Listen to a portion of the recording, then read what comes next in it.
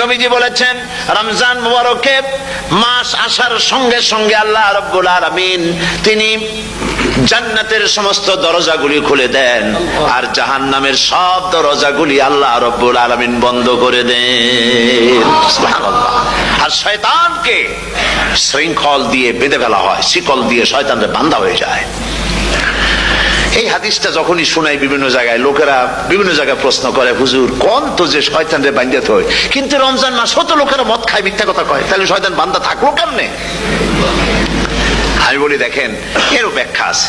এর ব্যাখ্যা হলো এই, কোন কোন ঘড়ি আছে একবার চাবি দিলে 6 মাস চলে, আর একবার চাবি দিলে 2 বছর চলে, আবার চাবি দিলে লাইফ চলে যায়, এরকমের ঘড়িও আছে। কোন কোন মানুষের শয়তানে এমন চাবি দিছে যে চাবিতে 6 মাস চলে, কোনটায় 10 মাস চলে, কোনটায় বছর চলে। রোজার মাসেও যারা গুনাহ করে শয়তানে এমন চাবি দিছে যে রোজার মাসেও বন্ধ হচ্ছে না। এরা শয়তানের খপ্পরে পড়ে গেছে। আল্লাহ এই চাবি থেকে মুসলমানদেরকে হেফাজত করুন বলি আমিন। জোরে বলেন আমিন।